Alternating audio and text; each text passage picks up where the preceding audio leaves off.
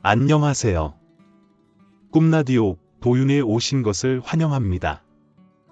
얼마 전까지 판교에서 신혼생활을 즐기다 최근 혼자 살게 된 30대 후반의 여자입니다.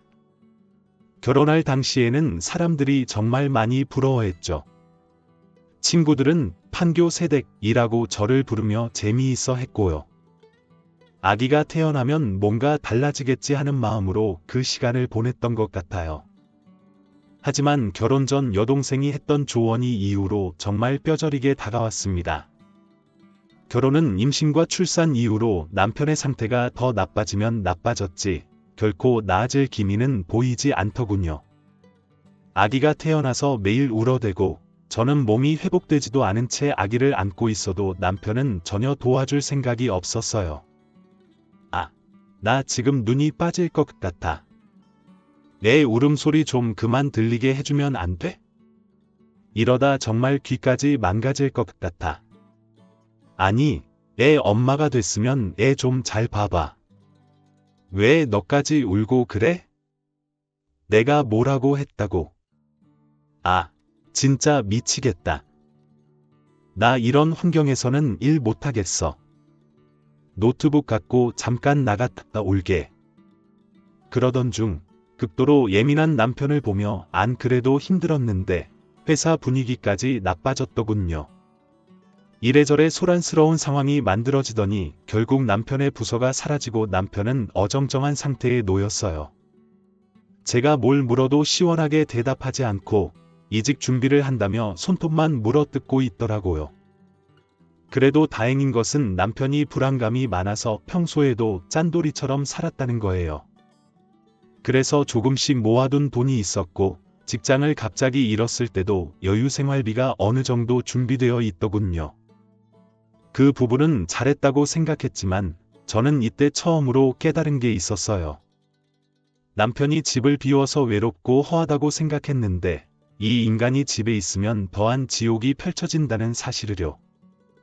회사에서 도태된 것 같다는 자격지심이 생긴 남편은 수시로 동료들과 통화하며 어떻게든 다시 자리 잡으려고 혈안이 되어 있었어요. 모든 사정을 듣게 된 우리 친정에서는 당연히 걱정이 이만저만이 아니었지만 딸내 부부가 애까지 낳아 함께 살고 있으니 그저 보고만 있을 수는 없었나 봅니다. 그때 아빠의 말씀이 정말 가슴에 와닿았어요. 내가 보기에 김서방이 큰 잘못을 했고 정말 쫓아가서 크게 한마디 해주고 싶다. 그런데 그게 무슨 해결책이 되겠냐? 김서방도 다 큰 어른이고 알아야 할 건 다 아는데 그런 사람에게 뭐라고 가르친다고 듣겠냐? 오히려 너한테 생떼를 부리고 심술만 부릴 테니 어떻게 그러겠냐? 잘 달래서 잘 살 수밖에 없어. 김서방 편을 드는 건 아니지만 본인도 얼마나 답답하겠냐. 아이는 울어대고 본인은 일 때문에 골치 아프고 힘들 텐데.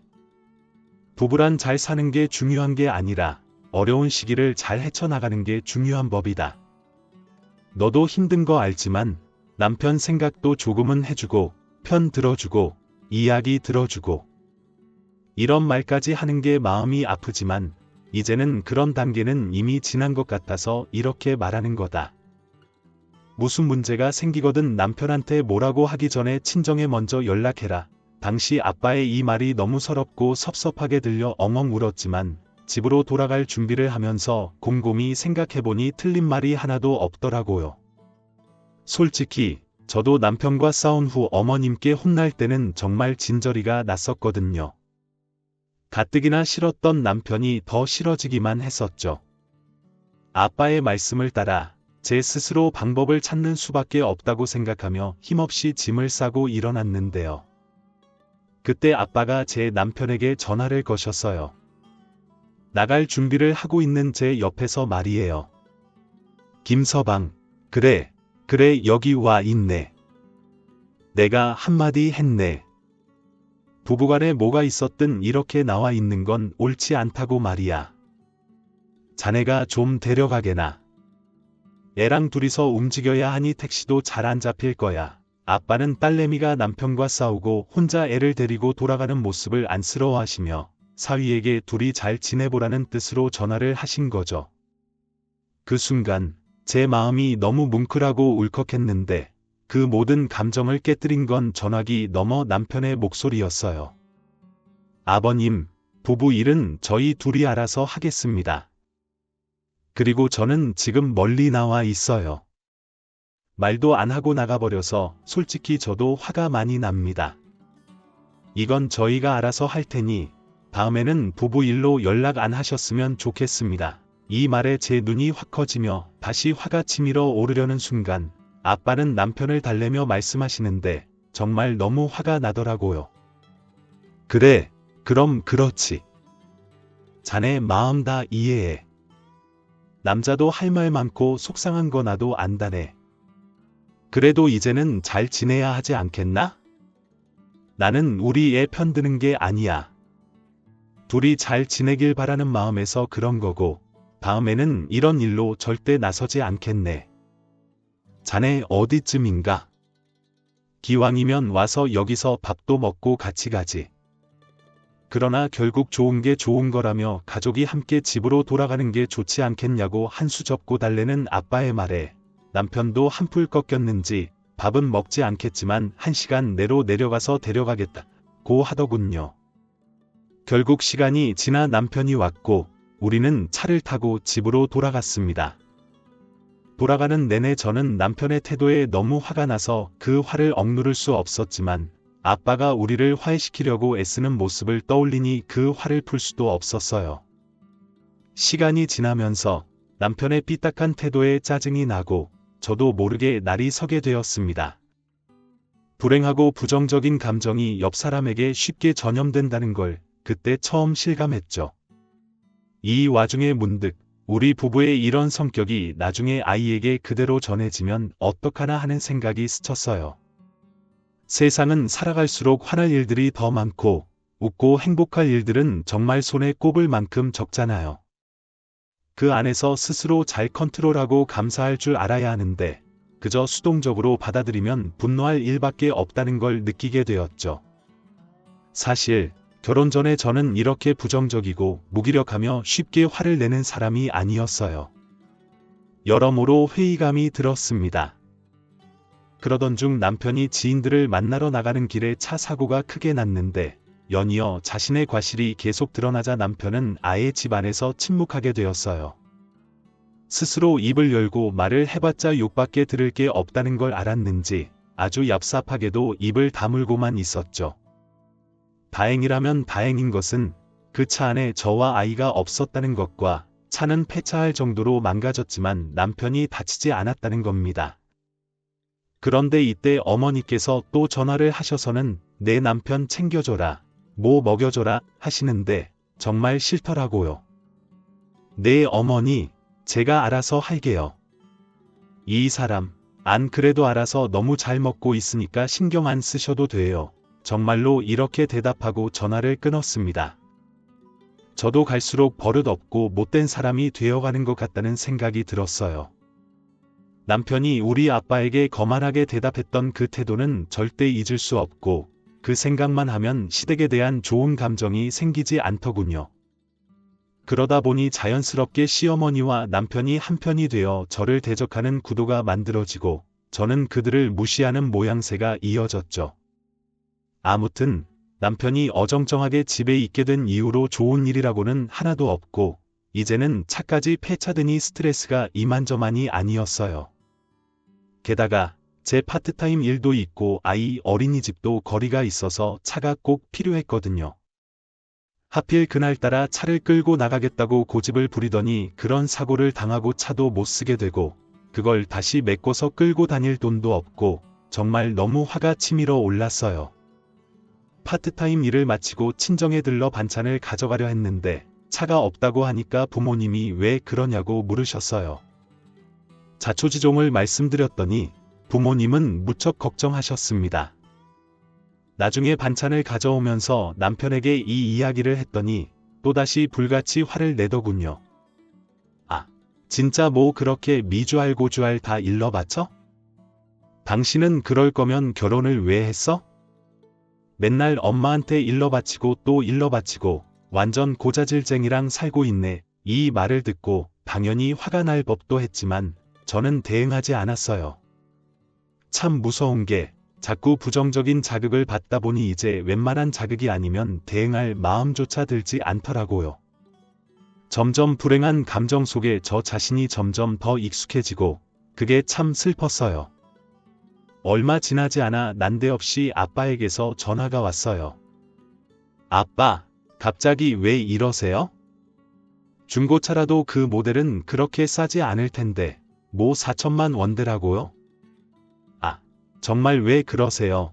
알고 보니 친정아빠가 저희를 위해 중고차를 사신 거였어요.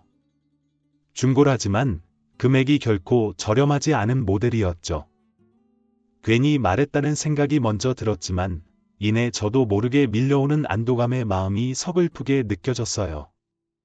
차를 못 쓰게 된 지 얼마 되지 않았지만 그동안 더위에 시달리며 아이를 데려다 주고 출퇴근하며 고생했던 기억들이 떠오르더군요.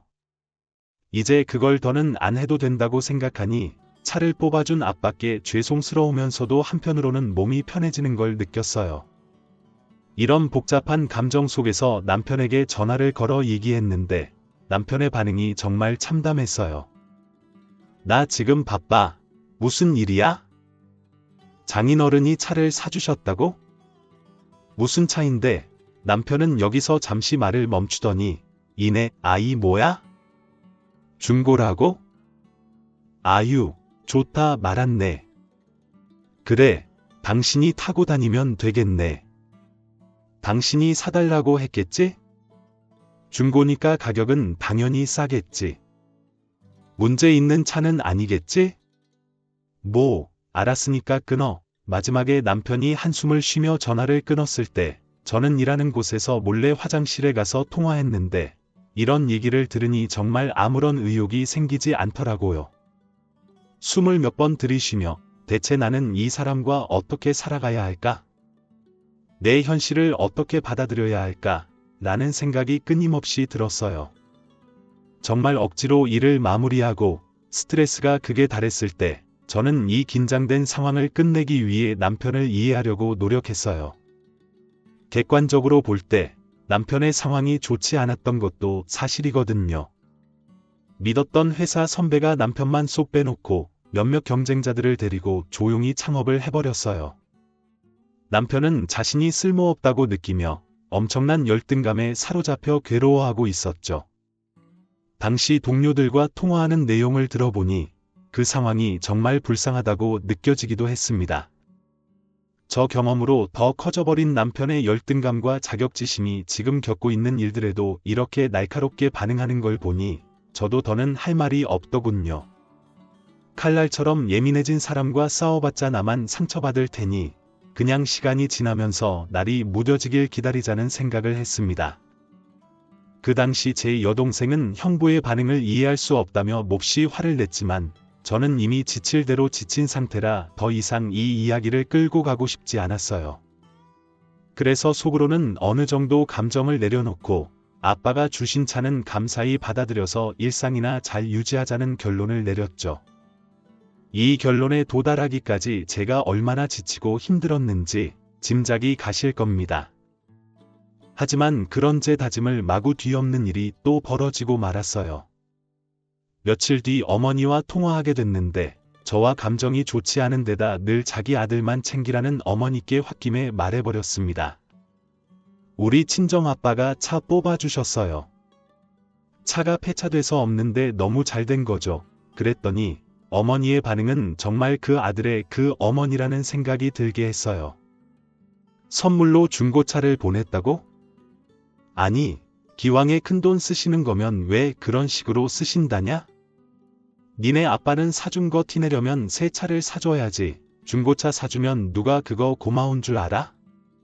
이건 해준 것도 안 해준 것도 아니고 왜 사람 무시하면서 돈을 들여서 일을 벌리냐.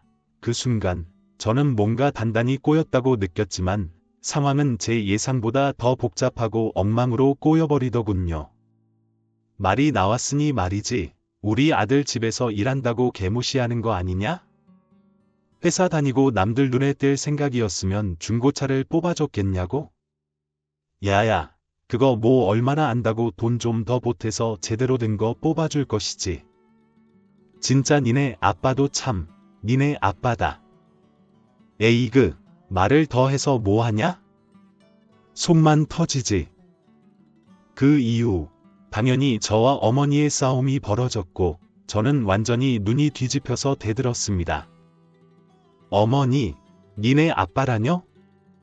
전부터 바로잡고 싶은 부분인데, 어머니는 왜 자꾸 저한테 너 하시고, 우리 부모님께 니네 엄마, 니네 아빠라고 하세요?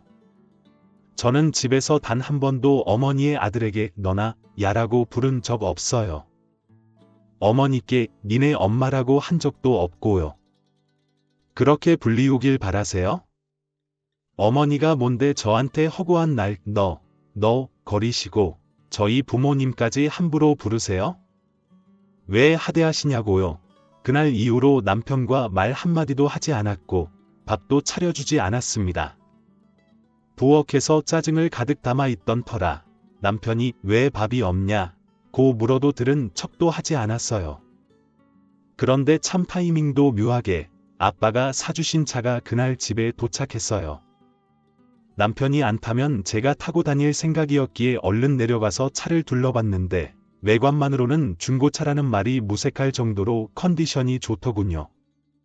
이거 생각보다 괜찮네 싶었고 저 욕심 많은 인간이 막상 차를 보면 놀랄 것 같다는 생각이 들었어요. 차 컨디션을 보면 중고차를 사줬네 어쩌네 하고 불평을 할 수가 없는 상태였거든요. 그리고 핑계가 아니라 당시 신차를 사려면 1년을 넘게 기다려야 했고 친정아빠도 그런 상황을 걱정해서 중고차를 사주신 건데 남편도 다 알 텐데 저러는 게 어이가 없었지만 일단 자동차 상태를 보면 남편도 달라지겠다 생각했습니다. 그래서 이야기했어요.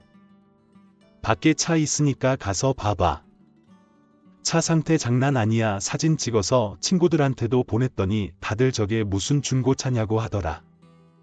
받는 사람 이름도 당신 이름이고 하여간 아빠가 당신 앞으로 보내주신 거니까 보고 전화라도 드려. 하지만 이 말에 남편은 전혀 미동도 없다가 그런 모습을 제가 서서 노려보니 그제서야 움직이더군요. 창문 밖으로 대충 쓱 내다보더니 다시 털썩 소파에 들어 눕는 거예요. 아빠한테 감사 전화라도 드리라고 했잖아. 남편은 제 말에 저를 쳐다보지도 않고 핸드폰만 보면서 이렇게 대답을 하는데 그때부터 저도 생각이 확 달라지는 것 같았네요. 아이 당신이 봐서 확인했으면 된 거지 왜 자꾸 나한테 일거리를 줘 그렇게 생색내서 인사를 시키고 싶어 까놓고 말해서 이거 나만 타라고 사주신 건 아닐 거잖아. 둘 다 타라고 사주신 거지. 근데 왜 생색은 사위한테만 내고 사위만 넙죽 엎드려 절여야 되는데 그래서 저도 참다 한마디 던졌죠. 당신 그거 자격지심이라고 막 소리를 쳤더니 남편 얼굴이 순식간에 굳어지며 저에게 그러는 겁니다. 솔직히 까놓고 말해보자. 당신 제보한테는 늘 좋은 거 해주시지 않나 꼴의 대기업이라고 자랑질래 어지간히 장인어른한테 아첨하고 쫓아다니고 하질 않나 그게 뭐야 진짜 남자놈이 벨도 없이 낚시터 따라다니면서 꾸역꾸역 아부나 하고 곁에서 뭐 주워 먹으려고 그러는 거지 나는 죽으면 죽었지 그딴. 짓거리는 안 해받아도 확실한 거 받지 애매한 건 안 받아 나보고 어쩌라는 거야 어설픈 중고차 사줘놓고 얼씨구나 감사합니다. 장인어른 이렇게 넙죽 엎드리라고 남편은 이러면서 방으로 들어가 버렸고 저는 멍청이 서서 그 뒷모습을 바라보고 있었어요. 이때 많은 생각이 또 어지럽게 제 머릿속을 오가는데 아무리 100번 양보하고 이해해보려고 하고 몬수를 써도 남편의 저 태도는 정상의 태도는 아니더라고요. 친정아빠께는 제가 연락드려서 감사하다고 말씀드렸고요. 아빠는 계속 사위 반응이 어떤지 물어보시길래 적당히 꾸며서 좋아했다고 하고 말았어요. 그리고 주차장에 서 있는 자동차를 보는데 너무 가슴이 먹먹해서 도저히 탈 수가 없는 겁니다. 그리고 남편의 그런 반응도 너무 괘씸했고요. 그래서 열쇠통에 자동차 키 넣어놓고 언제까지 저러나 싶어 두고 봤습니다. 본인이 타보고 나중에 반성하고 감사하다 하겠지 저는 그 소리를 꼭 들어야만 했거든요. 근데 일주일이 지나도 열쇠통에 있는 자동차 키는 꿈쩍도 하지 않더군요. 당연히 주차장에 있는 자동차도 꿈쩍도 하지 않았고요. 중간에 시댁에서도 몇 번 전화가 왔는데 남편과 달리 어머님은 자동차에 관심이 꽤나 많은 것 같았습니다. 너희는 자동차를 받았다면서 그거 타고 한번 올 생각을 안 하니 어떤 차를 주셨나 우리도 궁금하기도 하고 중고차라고 뻔히 다 들은 마당에 창피해서 그러는 거야. 우리도 크게 기대 안 한다. 뭐 얼마나 차가 후재근하면 그거 타고 한 번을 못 오는 거야. 요즘은 중고차도 환불 가능하다 하던데 너무 심하면 그냥 돌려드리던가 우리 아들이 그래도 이트 대기업에 다니던 사람인데 나중에 지인들 만나거나 할 때 자동차가 너무 모양이 빠져도 그렇잖니. 아무튼 그거 타고 오기가 정 그러면 내가 한번 가서 봐야겠다. 우리 친정아빠가 이런 반응을 기대하고 사주신 게 아닐 텐데 저는 중간에서 너무 황당했습니다. 모양이 빠진 내 모아이 그런 소리를 들어놓는데 제가 무슨 소리를 하겠나요? 차는 일주일 전에 왔는데 남편은 주차장에 한 번을 내려가 보지도 않고 자동차 키도 먼지만 쌓이고 있었는데요. 그때 제 결혼 생활에 대해 전반적으로 한번 다시 돌아본 것 같아요. 부부가 서로 위기를 잘 해결해가면서 넘어가는 것도 중요하지만 사람의 본 모습이라는 것이 위기일 때 더욱 적나라하게 나오잖아요. 저는 그 당시 시댁과 남편의 밑바닥 모습을 보고 있는 것 같았고요. 그리고는 주말 아침 간단하게 아침 식사를 차리고 있는데 저한테 전화가 온 겁니다. 친정아빠였어요. 제가 받자마자 사위를 찾으시길래 무슨 일인가 싶었습니다. 근데 이번엔 아빠가 사위를 바꿔달라고 할 말이 있다고 하시더라고요. 그래서 그냥 넘길까 했는데 맞은편에 앉은 남편이 그걸 들었는지 전화기를 뺏어들더니 자기가 받는 겁니다. 전화기 너머로 들리는 친정아빠 목소리는 무척 밝으셨어요. 아빠가 그러시더라고요. 어이 김서방 트렁크 열어봤지 사실 물어볼까 말까 했네. 자네가 괜히 민망해서 연락 안 하는 것 같아서 말이야 거 사용하지 말고 편하게 쓰게 대신 아껴서 잘 사용하길 바라네. 그럼 또 연락하겠네. 이 말을 들은 남편과 저는 순간적으로 동시에 아무 말 없이 서로를 잠깐 응시하게 됐어요. 이 얘기는 누가 들어도 차 안에 뭐가 있다는 말이었고 그건 확실히 범상치 않은 어떤 사물이라는 의미였으니까요. 근데 그 자동차에 일주일이 되도록 문 한번 열어보지 않았으니 어떤 귀한 게 들었는지도 모르는 상황이었으니 남편도 깜짝 놀라는 것 같더라고요. 한 몇 초 후 남편은 전화를 허겁지겁 끊고는 슬리퍼도 짝짝이로 신고 대충 신고 주차장으로 막 뛰어갔어요. 저 역시 신경이 쓰여서 국자와 그릇 다 대충 담가놓고 곧장 뒤따라 내려가는데요.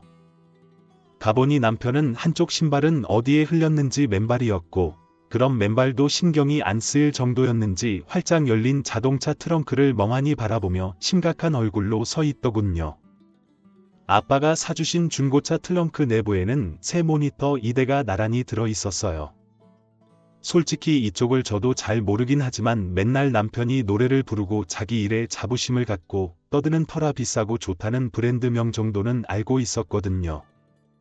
아빠가 세팅해둔 그 모니터는 전부 최고급이었고 각각 200만 원이 넘어서 합의 500은 좋게 되는 것들이었어요.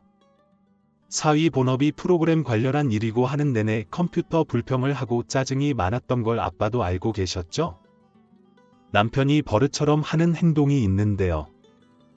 눈이 뻑뻑하다며 눈을 꿈뻑꿈뻑 하는 게 있는데 친정에서도 자주 그랬고 그걸 아빠는 기억해 두신 것 같았습니다. 그래서 최고급 모니터를 사다가 자동차 트렁크에 넣어두신 거였어요. 그런 사위를 위해 딸의 남편이라는 자리에 있는 이 인간을 위해 우리 아빠가 나름 열심히 알아보고 사신 듯 했어요. 아빠가 이쪽을 저렇게 섬세히 알아보고 잘할 리가 없고 아무래도 같이 알아봐 줄 사람은 제부밖에 없었을 거란 생각이 들더군요. 그 순간 전에 울컥하고 뭔가 올라오면서 가슴 한쪽이 몹시 쓰라리게 느껴졌어요.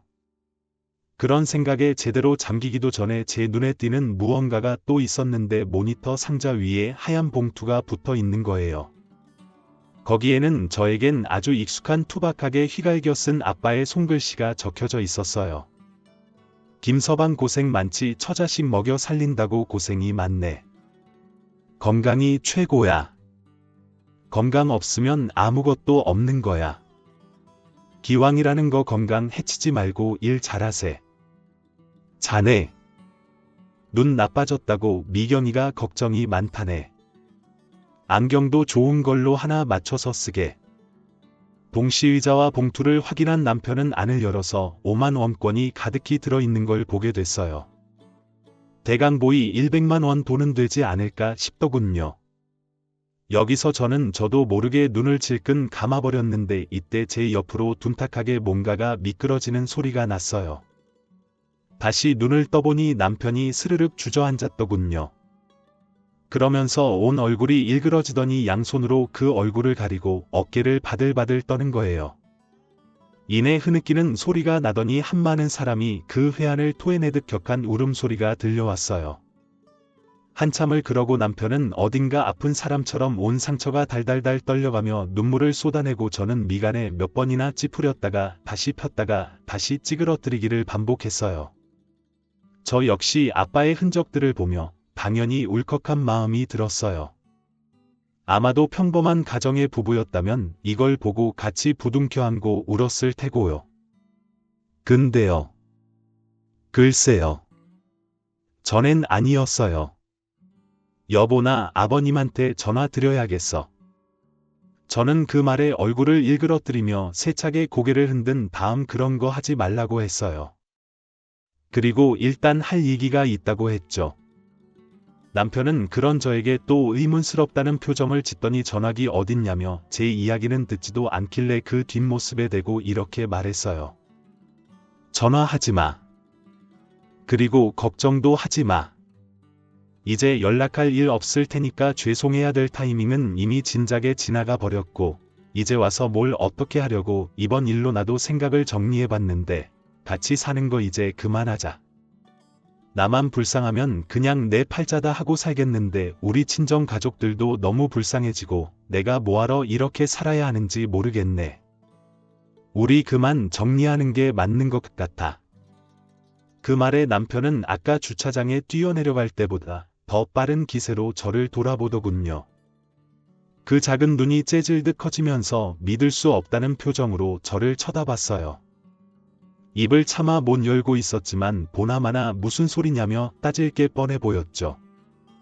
전 싱크대에 나와 있던 주방 도구들을 전부 싹 다 물기 털어가며 집어넣으면서 말했어요. 남편은 눈사람 마냥 얼어서 한 자세로 듣기만 했고요. 왜 이게 뭔 소린가 싶어 나는 이제 파악이 되는데 말이야. 당신은 차량 모니터랑 용돈 보고 어지간히 감동했나 봐. 그치? 근데 있잖아. 당신 똑바로 알아둘 필요가 있어. 부부라는 존재는 어느 정도 포인트가 서로 맞아떨어져야 같이 사는 것 같아. 이게 무슨 말인지 알아. 나는 전혀 당신에게 공감이 안 된다고. 당신이 왜 지금에서야 감동하고 울어대면서 전화를 한 해 만에 감사하다고 하는지 이해가 안 돼. 전혀 나랑 타이밍이 안 맞아. 남편은 여전히 멍청한 얼굴로 저를 쳐다보고 있었어요. 본인이 온 집안을 짜증으로 뒤엎고 사라질 때 제가 그를 이렇게 멍청이 쳐다보고 있었듯이 말이에요. 뭘 그런 멍청한 얼굴로 쳐다봐. 상황 파악이 아직도 안 돼. 당신 똑똑하잖아. 내가 다 설명해줘야 돼. 당신 말이야.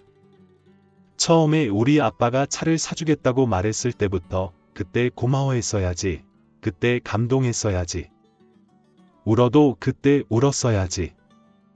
당신 말대로 당신이랑 아무런 관련 없는 우리 아빠가 그저 딸과 이어진 인연으로 이런 마음을 품었다는 자체에 감사함을 표현해야겠어. 근데 무슨 놈의 중고차 레벨을 따지고 앉았고 그마저도 무시하는 거라고 화냈지. 당신뿐 아니라 어머니도 방방 뛰면서 니네 아빠가 자기 아들 무시한다고 소리소리 지르시더라. 왜 해주고도 있다는 소리를 들어야 돼. 그리고 나 너무 웃긴 게 당신 왜 울었어? 왜 뭐 감동이라도 했어? 대단한 걸 느꼈어. 지나고 보니 본인이 너무 못돼 처먹었어.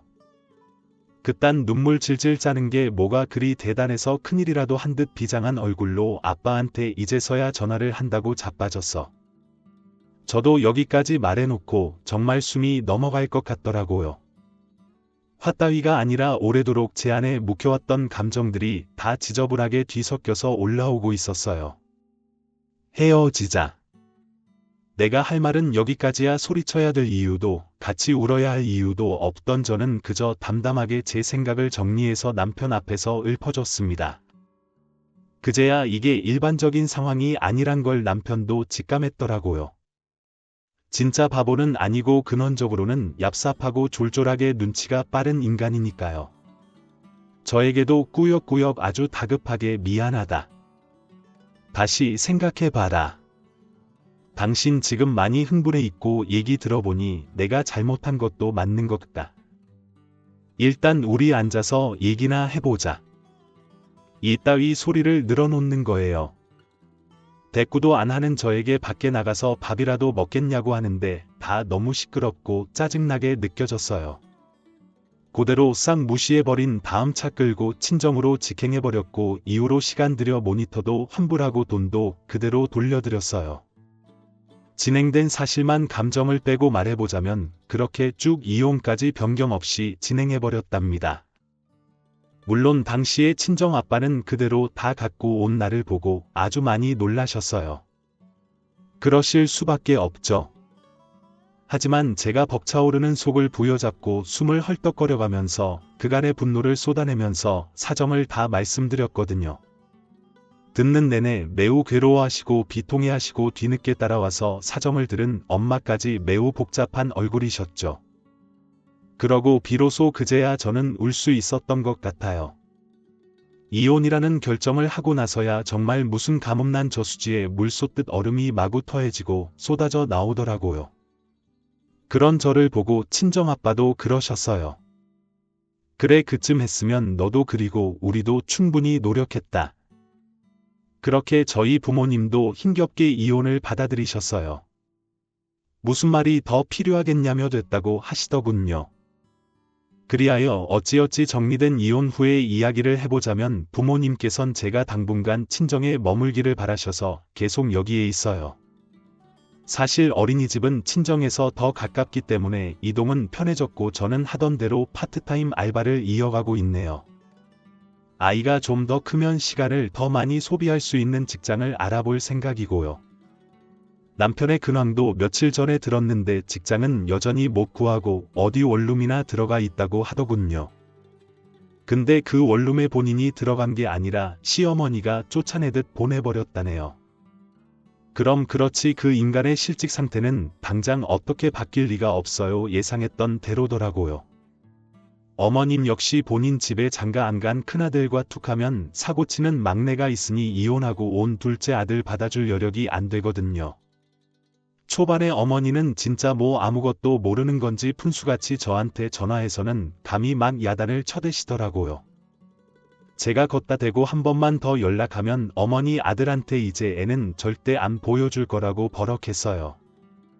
그랬더니 다시 연락 안 오더라고요. 일단은 말 그대로 그 인간이 애압박인 하니 간간히 걸려오는 연락을 피하지 않고 냅뒀는데요. 그랬더니 아주 지루하게 계속 대화를 이어가려는 낌새를 보이더라고요. 무슨 이제사 아이 보고 싶다고 하고 애랑 놀러 가고 싶다는 둥, 아직 취업이 안 됐지만 곧 될 거라는 얘기만 해대길래 쓸데없는 말은 다 잘라버렸어요. 하여간 이 인간과 환경에서 벗어나고 보니, 그리고 저에게 무한정으로 잘해주시려고 하는 친정 부모님을 보면서 내가 얼마나 최악의 장소에서 힘들게 견뎌왔는지 크게 체감이 되네요. 앞으로 열심히 잘 살아가고 싶을 뿐이에요. 보시는 분에 따라서는 제가 인내력이 부족하고 못 참고 갈라섰다고 생각하실 수도 있겠지만 그래요. 그렇다면 제가 그릇이 여기까지인가 보죠. 제 좁은 그릇에는 우리 아이만 담으려고요. 그렇게 마음 정리 끝냈고 이제 뒤를 돌아보는 일은 절대 없을 것 같습니다. 제 이야기 들어주셔서 감사드립니다. 오늘도 저희 채널에 와주셔서 감사드립니다. 더 좋은 이야기로 찾아뵙겠습니다. 지금까지 작은별 라디오였습니다.